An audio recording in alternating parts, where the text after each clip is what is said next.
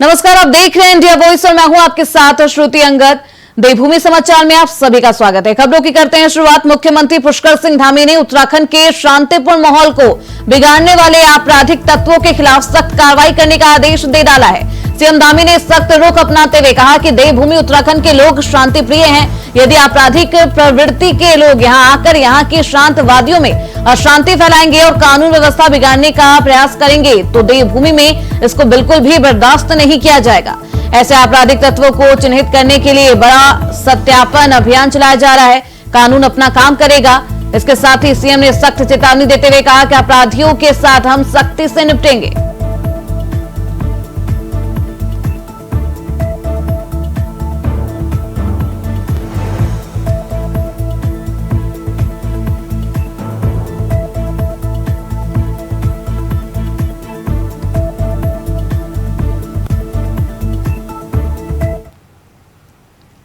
वही खबर सोनप्रयाग से है, जहां एक बड़ा हादसा हो गया है। पहाड़ी से गिरे पत्थर और मलबे में 6 यात्री फंस गए थे।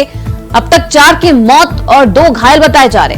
केदारनाथ से लौट रहे 6 यात्री सोनप्रयाग में ऊर्जा निगम के पावर हाउस के समीप भूस्खलन जोन में पहाड़ी से गिर रहे पत्थर व मलबे में फंस गए। एनडीआरएफ की सूचना के अनुसार सोनप्रयाग में भूस्खलन जोन में पहाड़ी से गिर रहे पत्थर की चपेट में आने की जानकारी मिली है, जिसके बाद रेस्क्यू की टीम मौके पर पहुंची। हालांकि मलबे में दबने से 4 की मौत हो गई है। अब तक 4 के शव और 2 घायलों को निकाला जा चुका है। तो एक बड़ा हादसा जिसमें 4 लोगों की जान चली गई है। तो इस खबर पर ज्यादा जानकारी के साथ हमारे सहयोगी अभय कैंतुरा देहरादून से हमारे साथ जुड़ चुके हैं। सीधे रुख करते हैं उनकी तरफ। बेहद दुखद खबर आ रही है अभय सोनप्रयाग से, जहां एक बड़ा हादसा हो गया। 4 लोगों की मौत बताई जा रही है, 2 लोग घायल बताए जा रहे हैं। क्या कुछ है पूरा मामला, क्या कुछ अपडेटेड जानकारी? जी बिल्कुल, ये कह सकते हैं कि केदार घाटी में एक और बड़ा हादसा यहाँ पर हुआ है। कल देर शाम को ये हादसा यहाँ पर हुआ, जहाँ पर सोनप्रयाग के पास जो पहाड़ी थी, उस पहाड़ी से भूस्खलन वहां पर हुआ है। पत्थर गिरने की घटना में कई लोगों के दबने की सूचना वहां पर है। अभी तक एसडीआरएफ और एनडीआरएफ की तरफ से जो रेस्क्यू अभियान वहां पर चलाया गया, उसमें 4 मृत लोगों के शव अब तक बरामद वहां पर हो चुके हैं। 2 लोग जो घायल हुए थे उन्हें जो सोनप्रयाग का बेस अस्पताल है, चिकित्सालय, वहां पर भेजने का काम कर दिया गया ताकि उनको वहां पर उपचार मिल सके। और जिस प्रकार से घटना वहां पर घटी है, तो ऐसे में समझा जा सकता है कि क्षेत्र में एक शोक का माहौल था ही। दूसरी तरफ जो यात्री वहां पर है आ रहे हैं या जो लोग अभी भी रास्ते में हैं, वो लोग भय की स्थिति में वहां पर रहने को मजबूर हो रहे हैं, क्योंकि लगातार बारिश की वजह से ये कह सकते हैं कि वहां पर जो भूस्खलन की घटना है वो वहां पर बढ़ रही है। और ये बड़ा हादसा ये कह सकते हैं कि केदार घाटी में दूसरा ये हादसा घटा। पहले ये कह सकते हैं कि जब 31 जुलाई की जो रात वहां पर बारिश हुई थी, जगह जगह लैंडस्लाइड वहां पर हुआ था और हजारों लोग उस दौरान भी रास्ते में वहां पर फंस गए थे। उससे पूर्व में भी ये कह सकते हैं कि यात्रा के दौरान ही वहां पर एक भूस्खलन की चपेट पर लोग वहां पर आए थे, जिसमें 3 लोगों की मृत्यु पूर्व में वहां पर हो चुकी थी। और ये कल देर शाम जो हादसा यहाँ पर हुआ, जिसमें अभी भी ये कह सकते हैं कि रेस्क्यू अभियान जो एसडीआरएफ का चलाया जा रहा है, वो रेस्क्यू अभियान अभी भी वहां पर गतिमान है और लोगों को बचाने का काम वहां पर किया जा रहा है। जो लोग मलबे में दबे हुए हैं उन्हें सकुशल बाहर निकालने का प्रयास वहां पर किया जा रहा है। लेकिन जिस प्रकार से घटना वहां पर घटी है, बड़ी दुखद घटना, और खुद मुख्यमंत्री पुष्कर सिंह धामी ने भी इस घटना पर अपने शोक संवेदना प्रकट की है। जो पीड़ित जो परिवार थे, जो प्रभावित परिवार थे, उन परिवारों के साथ अपनी संवेदनाएं व्यक्त करने का काम यहाँ पर किया गया है और आश्वस्त किया गया है कि राज्य सरकार हर व्यक्ति को बचाने का प्रयास जरूर वहां पर कर रही है। जो लोग घायल हैं उन्हें बेहतर उपचार देने का प्रयास सरकार की तरफ से किया जा रहा है और डॉक्टरों को भी दिशा निर्देश दे दिए गए। जी बिल्कुल अभय, क्या और लोगों की भी दबे होने की संभावनाएं जताई जा रही है? बिल्कुल, ये कह सकते हैं कि जो प्रत्यक्षदर्शी थे उसमें से कई ऐसे लोग वहां पर हैं जो उस स्थिति में नहीं है, जो बताने की स्थिति में कि उस घटना के समय कितने लोग वहां पर मौजूद थे। और यही वजह है कि एसडीआरएफ और एनडीआरएफ की जो टीमें हैं वो अपना रेस्क्यू अभियान वहां पर लगातार जारी रखे हुए। कल देर शाम जब एक घटना घटी थी तो उस समय बताया जा रहा था कि 3 से 4 लोग वहां पर दबे होने की संभावनाएं हैं, या जो लोग घायल हुए उनको मिलाकर। लेकिन जैसे जैसे समय बीतता गया ये आंकड़ा बढ़ने की उम्मीद वहां पर लग रही है, क्योंकि जिस तरीके से मलबा वहां पर आया है और अब जिस तरीके से कह सकते हैं कि 400 अब तक बरामद हो चुके हैं, 2 लोग घायल वहां पर, घायलों को बचाने का काम वहां पर किया जा चुका है। तो ऐसे में संभावना है कि कुछ और जाने वहां पर हो सकती है, या फिर उनको बचाने का जो प्रयास है वो लगातार वहां पर जारी है। लेकिन सही वस्तु स्थिति का आंकड़ा तभी पता चल पाएगा जब ये रेस्क्यू अभियान पूरी तरीके से कंप्लीट यहाँ पर हो जाएगा, और उसमें एनडीआरएफ और एसडीआरएफ की टीमें लगातार वहां पर इस रेस्क्यू अभियान को जुटी हुई है। जो बिल्कुल अभय, रेस्क्यू अभियान जारी है, ऐसे में एनडीआरएफ और एसडीआरएफ की टीम के द्वारा क्या कुछ कहा जा रहा है, क्या कुछ जानकारी दी जा रही है?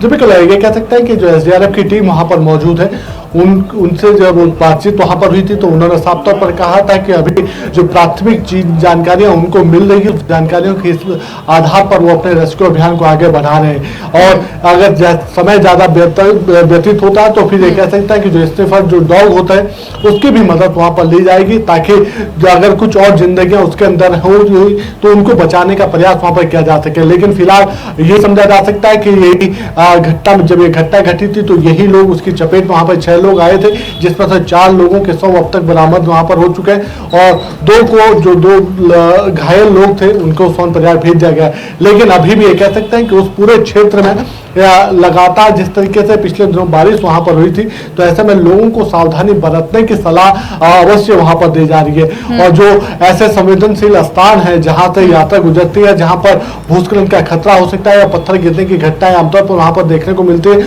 वहां पर लोगों को ज्यादा सावधानी बरतने के लिए कहा जा रहा है। बिल्कुल, अब सावधानी बरतने की अपील की जा रही है और अभी भी रेस्क्यू ऑपरेशन जारी है। ऐसे में देखना बेहद अहम होगा क्या कुछ आगे, क्या और भी लोगों को बचाया जाता है।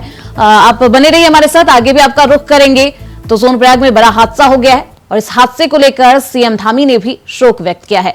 खबरें बढ़ते आगे। मुख्यमंत्री पुष्कर सिंह धामी ने सोनप्रयाग मुनककटिया के बीच मलबा गिरने से हुए हादसे की दुखद सूचना प्राप्त होने पर शोक संवेदना व्यक्त की है।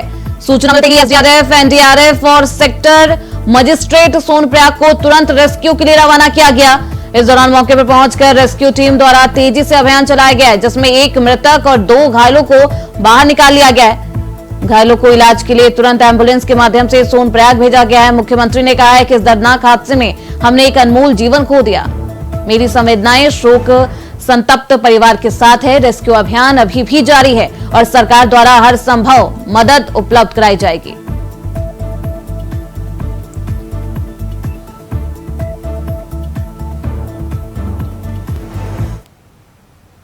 वहीं देहरादून से बड़ी खबर सामने आ रही है। बीजेपी के सदस्यता अभियान का आज होगा पोस्टर लॉन्च। पार्टी मुख्यालय में पोस्टर लॉन्चिंग कार्यक्रम का आयोजन। बीजेपी प्रदेश अध्यक्ष महेंद्र भट्ट पोस्टर करेंगे लॉन्च। सीएम धामी के पार्टी की सदस्यता लेने के बाद शुरू हुआ सदस्यता अभियान। बीजेपी मुख्यालय देहरादून में शुरू होगा कार्यक्रम। तो लगातार सदस्यता अभियान को लेकर भाजपा पार्टी में बेहद उत्साह है। ऐसे में आज बीजेपी के सदस्यता अभियान का आज पोस्टर लॉन्च किया जाएगा। पार्टी मुख्यालय में पोस्टर लॉन्चिंग का कार्यक्रम है और बीजेपी प्रदेश अध्यक्ष महेंद्र भट्ट पोस्टर लॉन्च करते हुए नजर आएंगे। सीएम धामी के पार्टी की सदस्यता लेने के बाद बीजेपी सदस्यता अभियान की शुरुआत बेहद तेजी से आगे बढ़ रही है और बीजेपी मुख्यालय देहरादून में इस कार्यक्रम का आयोजन किया गया है। तो लगातार हमारे साथ अभय कैंतुरा हमारे सहयोगी बने हुए हैं, सीधे रुख करते हैं उनकी तरफ। अभय, लगातार अभियान, बीजेपी सदस्यता अभियान को लेकर लोगों में बेहद उत्साह है और ऐसे में आज बीजेपी के सदस्यता अभियान का पोस्टर लॉन्च किया जाएगा। इस पोस्टर में क्या कुछ खास होने वाला है? इस पोस्टर का मतलब सीधे तौर पर साफ है कि बीजेपी का जो कार्यकर्ता सदस्य बनाने के लिए घर घर जाने का जो काम करेगा, वो उस घर पर पहचान के तौर पर एक पोस्टर चिपकाने का काम उनकी तरफ से वहां पर किया जाएगा। दरवाजे पर या फिर दीवार पर एक पोस्टर लगाने का काम वहां पर होगा ताकि पता चल सके कि इस घर पर बीजेपी ने अपना सदस्यता अभियान चलाया है और घर के सदस्य बीजेपी, घर के जो मेंबर हैं वो बीजेपी के सदस्य हैं। उसके एक बाकायदा इस बार ये कह सकते हैं कि बीजेपी ने अपने से सदस्यता अभियान में ऑनलाइन और ऑफलाइन दोनों माध्यमों से इस सदस्यता अभियान को आगे बढ़ाने का निर्णय किया है। एक पूरी किट पार्टी के उन कार्यकर्ताओं को देने का काम यहाँ पर किया जा रहा है जो लगातार उस क्षेत्र में काम कर रहे हैं। जी बिल्कुल, पार्टी मुख्यालय में पोस्टर लॉन्चिंग का कार्यक्रम होने वाला है। प्रदेश अध्यक्ष मुख्य अतिथि के तौर पर है और कौन कौन से कार्यकर्ता और वरिष्ठ नेता इस आयोजन में शामिल होंगे? अभय, तो सदस्यता लेने के बाद अब पार्टी बेहद उत्साहित है और आज पोस्टर लॉन्चिंग किया जाएगा जिसमें मुख्य अतिथि के तौर पर प्रदेश अध्यक्ष महेंद्र भट्ट पोस्टर लॉन्च करते हुए नजर आएंगे। इसका मुख्य उद्देश्य है कि हर उस घर में पोस्टर को चिपकाया जाएगा जिस घर के परिवार का कोई भी सदस्य पार्टी से जुड़ गया होगा या पार्टी का सदस्य बन गया होगा। तो ऐसे में बीजेपी मुख्यालय देहरादून में इस कार्यक्रम का आयोजन किया जाएगा। तो अभियान का आज पोस्टर लॉन्च किया जाएगा। बीजेपी के सदस्यता अभियान को लेकर बीजेपी के कार्यकर्ताओं और नेताओं में बेहद उत्साह है। ऐसे में आज बीजेपी के सदस्यता अभियान का पोस्टर भी लॉन्च किया जाएगा। पार्टी मुख्यालय में इस लॉन्चिंग कार्यक्रम का आयोजन किया गया है। बीजेपी प्रदेश अध्यक्ष महेंद्र भट्ट इस पोस्टर की लॉन्चिंग करते हुए नजर आएंगे। सीएम धामी ने सबसे पहले पार्टी की सदस्यता ली है, तो एक लक्ष्य भी तय किया गया है सभी पार्टी के सभी सदस्यों के लिए। तो ऐसे में देखना बेहद अहम होगा कि इस सदस्यता अभियान के द्वारा पार्टी के अपने लक्ष्य को पूरा कर पाती है और चुनाव को देखते हुए इसका फायदा पार्टी को क्या कुछ मिलता है, देखना बेहद अहम होगा। तो बीजेपी मुख्यालय देहरादून में कार्यक्रम का आयोजन होगा और हमारे साथ लगातार हमारे सहयोगी अभय बने हुए हैं। अभय, पोस्टर लॉन्च होना है और मुख्य अतिथि के तौर पर अध्यक्ष महेंद्र भट्ट इस पोस्टर की लॉन्चिंग करेंगे। उनके अलावा कौन कौन इस आयोजन में शामिल होगा? देखिए, कार्यक्रम बड़ी ये कह सकते हैं कि सूक्ष्म तरीके से बीजेपी की तरफ से इस कार्यक्रम को मनाने का निर्णय यहाँ पर लिया गया। पार्टी के प्रदेश अध्यक्ष महेंद्र भट्ट इस कार्यक्रम में जो सदस्यता अभियान का जो पोस्टर है, जो बैनर, उसको लॉन्च करने का काम यहाँ पर करेंगे।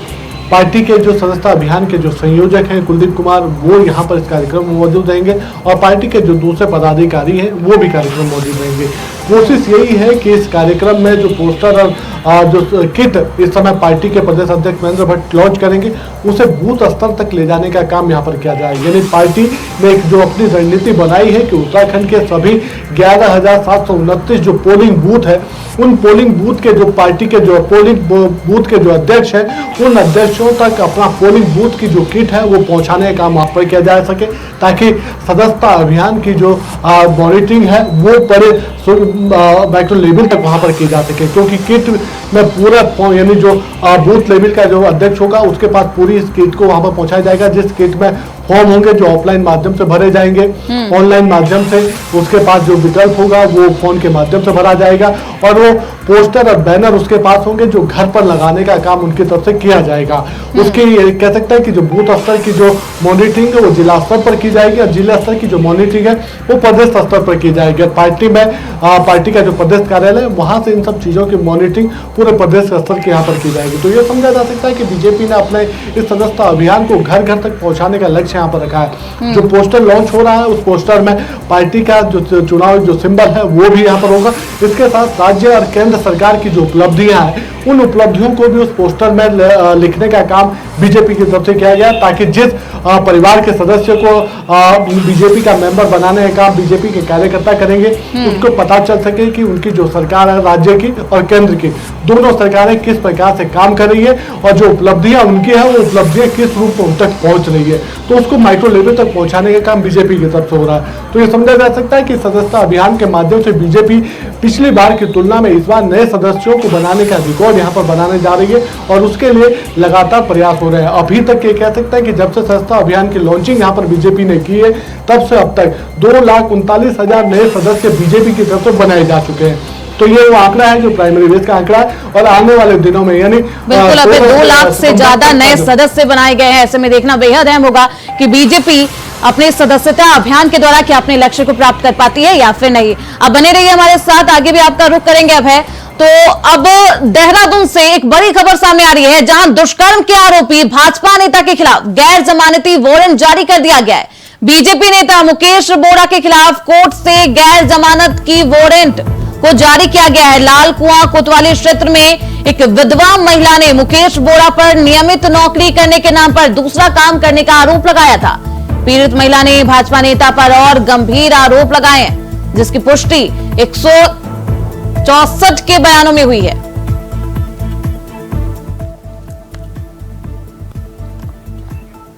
तो हमारे साथ हमारे सहयोगी अभय लगातार बने हुए हैं।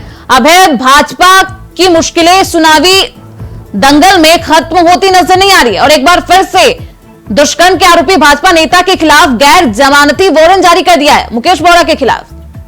क्या कुछ है मामला? बिल्कुल, ये समझा जा सकता है कि उत्तराखंड बीजेपी की मुश्किल है। विपक्षी दलों से ज्यादा पार्टी के जो नेता या पदाधिकारी हैं वो बढ़ाते हुए नजर आ रहे हैं। खासतौर पर ऐसे आपराधिक मामलों में जो नेता इस समय बीजेपी के सम्मिलित हो रहे हैं वो पार्टी के लिए सबसे बड़ी चुनौती यहाँ पर बन रही है कि उनके चलते जो पार्टी की छवि धूमिल हो रही है उसको कैसे स्वच्छ सुथरी बनाई जा सकती है। ताजा मामला कह सकते हैं कि लाल कुआं क्षेत्र का है, जहाँ पर बीजेपी के जो नेता हैं, जो दुग्ध संघ में ये कह सकते हैं कि अध्यक्ष की भूमिका वहां पर निभा रहे थे, जो क्षेत्र का जो दुग्ध संघ होता है, मुकेश बोरा, उनके ऊपर आरोप वहां पर लगाए थे। लाल कुआं की एक महिला ने, विधवा जो महिला है उसकी तरफ से आरोप लगाए थे कि नियमित नौकरी के नाम पर उनके साथ दुष्कर्म करने का प्रयास यहाँ पर किया गया। इसके साथ साथ उनकी जो नाबालिग जो बेटी है उस बेटी पर भी ये कह सकते हैं कि जो आरोपी नेता उनकी तरफ से बुरी नजर डालने का काम वहां पर किया जा रहा था। जिसके बाद 164 के मजिस्ट्रेट के बयान वहां पर हुए और उन बयानों में इन दोनों ही आरोपों की पुष्टि वहां पर पाई गई थी और उसके बाद ये कह सकते हैं कि उनके खिलाफ कानूनी कार्रवाई शुरू हुई थी। कोर्ट की तरफ से उनके खिलाफ गैर जमानती वारंट वहां पर दे दिए गए और कोशिश की जा रही है कि जल्द से जल्द वो नेता गिरफ्त में यहाँ पर आ सके। बीजेपी की तरफ से भी ऐसे व्यक्ति के खिलाफ जो पार्टी का पदाधिकारी कर रहा है उसके खिलाफ अनुशासनहीनता की कार्रवाई वहां पर की गई है। उन्हें पार्टी से बाहर करने का रास्ता दिखाने का काम उनकी तरफ से वहां पर कर दिया गया है। लेकिन चुनौती वही है कि बीजेपी के लिए विपक्षी दलों से ज्यादा पार्टी के ऐसे पदाधिकारी है जिनके ऊपर आपराधिक मामले दर्ज है, वो पार्टी के लिए चुनौती यहाँ पर बन रहे हैं। तो ऐसे में पार्टी कोशिश कर रही है कि अपने अनुशासन का डंडा चलाकर उनके ऊपर ऐसे नेताओं पर कार्रवाई की जा सके। लेकिन चुनौती के साथ साथ ये कहा जा सकता है कि जो पुलिस की जो कार्रवाई है वो कहीं ना कहीं सत्ता पक्ष से जुड़े नेताओं के या सत्ता दलों से जुड़े नेताओं के सामने थोड़ी बेबस जरूर यहाँ पर आती है। जो कार्रवाई की जो रफ्तार है वो धीमी जरूर हो जाती है। जी बिल्कुल, अपराध का ग्राफ भी बढ़ता जा रहा है और महिला के साथ दुष्कर्म करने का ये पूरा आरोप है कि दुष्कर्म करने की कोशिश की गई। बेटी के साथ भी छेड़छाड़ का आरोप लगा है मुकेश बोरा पर। जहां एक तरफ धामी सरकार और धामी सरकार के अंदर जो प्रशासन आती है वो लगातार ये दावा करती है कि महिला अपराध को लेकर बिल्कुल भी टॉलरेंस या अपराध बिल्कुल बर्दाश्त नहीं किया जाएगा। उसके बाद इस तरीके के जब मामले सामने आते हैं तो सियासत भी तेज हो जाती है। ऐसे में अब कांग्रेस की तरफ से इस पूरे मामले पर क्या कुछ बयान दिया जा रहा है, क्या कुछ कहा जा रहा है और बीजेपी नेताओं के द्वारा मुकेश बोरा से किस तरीके से पलड़ा झाड़ा जा रहा है? देखिए, सबसे बड़ी बात है कि विपक्ष को बैठे बिठाए एक बड़ा मुद्दा यहाँ पर मिल चुका है कि बीजेपी के नेता किस प्रकार से जो अपराध हैं और अपराध में जो लिप्त हो रहे हैं वो किस प्रकार से राज्य सरकार की छवि को धूमिल करने का काम यहाँ पर कर रहे हैं। विपक्ष साफ तौर पर इस मामले को बड़े स्तर पर उठाने की तैयारी यहाँ पर कर रहा है। विपक्ष ने सिलसिलेवार ऐसे नेताओं की सूची बनाना शुरू कर दिया जो बीजेपी के दल से जुड़े हुए हैं, बीजेपी से जुड़े हुए हैं और पार्टी में किसी न किसी पद पर इस समय रहे हैं जब उनके ऊपर आरोप उस दौरान लगे हैं। तो उन्होंने कहा लाल कुआं का जो दुग्ध संघ का जो नेता रहा वो सीधे तौर पर महिला अपराध से जुड़ा हुआ है। इसके अलावा सल्ट में बीजेपी का जो मंडल अध्यक्ष रहा है वो भी महिला अपराध से जुड़ा हुआ रहा है। हरिद्वार में बीजेपी का जो मंडल अध्यक्ष रहा वो महिला अपराध से जुड़ा हुआ रहा। इसके अलावा कई और ऐसे प्रकरण उत्तराखंड में रहे जो बीजेपी के लिए बड़े चिंताजनक कहे जा सकते हैं, क्योंकि विपक्ष ऐसे ही नेताओं की सूची बनाने का काम कर रहा है जो जनता के सामने उन्हें प्रस्तुत करें और जनता को बताने का काम करेंगे कि प्रदेश में जो अपराध की जो संख्या है, अपराध का जो ग्राफ है वो किसी दूसरे अपराधियों के चलते नहीं बल्कि सत्ताधारी दल के नेताओं के चलते यहाँ पर बढ़ रहा है, जो बीजेपी के लिए बड़ा चिंताजनक कहा जा सकता है। बिल्कुल, बीजेपी के लिए बेहद चिंताजनक ये विषय है क्योंकि महिला अपराध से जुड़ा ये पूरा मामला है। बहुत शुक्रिया इन तमाम जानकारियों के लिए। अब आप निगाह बनाए रखिए। तो अब खबरों बढ़ते आगे। निकायों के आरक्षण बिल को लेकर विधानसभा की प्रवर समिति का गठन कर लिया गया है। समिति में शहरी विकास मंत्री प्रेमचंद अग्रवाल को सभापति नियुक्त किया गया है। आपको बता दें कि उत्तराखंड संशोधन विधेयक के लिए विधानसभा ने प्रवर समिति गठित कर अधिसूचना जारी कर दी है, जबकि पक्ष विपक्ष के 6 विधायकों को सदस्य नामित किया गया है। विधायक में विधेयक में नगर निकायों में ओबीसी आरक्षण का परीक्षण कर प्रवर समिति विधानसभा अध्यक्ष को 1 महीने में रिपोर्ट सौंपेगी। भाजपा विधायक मुन्ना सिंह चौहान, विनोद चमोली ने राज्य की डेमोग्राफी के साथ सर्वे पर सवाल खड़े कर दिए। विधेयक को प्रवर समिति को सौंपने की मांग भी उठाई है। विधानसभा अध्यक्ष ने इसे स्वीकार करते हुए विधेयक प्रवर समिति को भेजा है।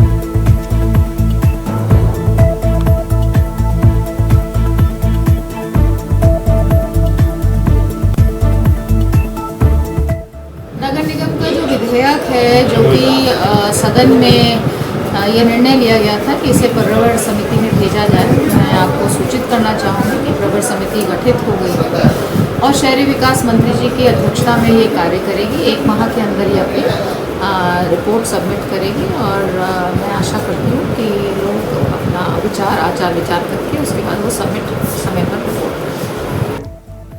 वहीं नैनीताल के लोक पर्व मां नंदा देवी महोत्सव में लगने वाली मूर्ति के लिए आज भक्तगण 2 कदली वृक्ष लेकर धूमधाम से नैनीताल पहुंचे। मंदिर में घंटियों की मधुर ध्वनि के साथ भक्तों का स्वागत मां वैष्णो देवी मंदिर परिसर में किया गया।